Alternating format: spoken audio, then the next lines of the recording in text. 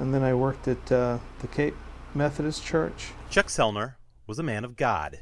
I preached a sermon once that it was Spider-Man that taught me with great power comes great responsibilities. As a minister of a church, Ministry's a pretty demanding job, at least the way I used to do it. he had a hidden passion. It was my secret identity. But when that secret identity became too much, When I made the transition, I'm glad that I did. I miss some of those days.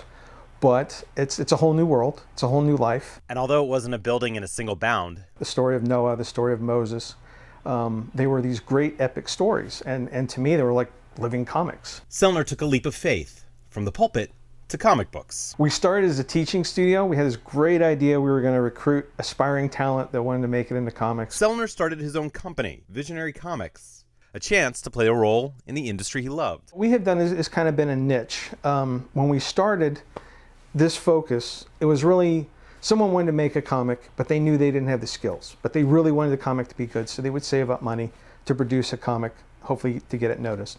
We could help them out. In 11 years, Visionary Comics has grown to as many as 21 employees, freelancers, and interns at one time. They've published dozens of print and digital titles and played a role in more than 100 comics. We really take advantage of the modern technology. Our company is a virtual studio.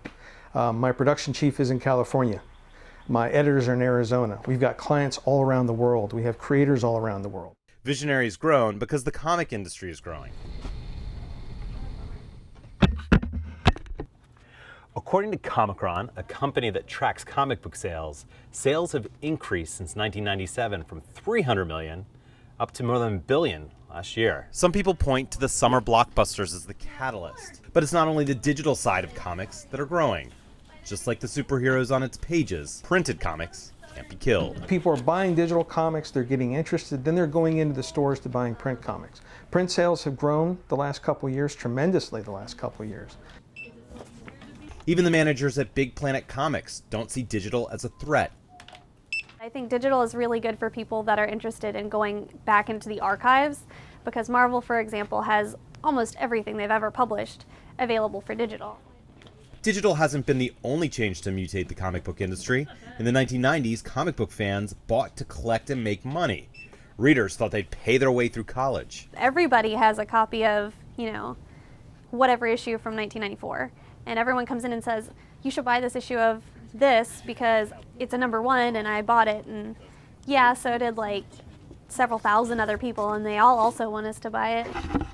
Those dreams turned out to be as realistic as your friendly neighborhood wall crawler. But now the reason fans buy comics has mutated. I think it's kind of like American Greek mythology in its own way. That's really what I like about it. Just the stories. I think it is a perfect blend of story and art. I guess I just love the fact that anything can happen. And the comic industry has evolved as well, creating a more diverse cast of characters, changing some classic characters from men to women and from white to people of color. And I think women and LGBT folks are really responding to it. And I see more and more readers from those groups coming in. If you ask Selner, the one thing that hasn't changed is the superpower comics have to inspire. It's been an amazing life. There's still a lot more to come. In College Park, I'm Josh Davidsburg for Your Money in Business.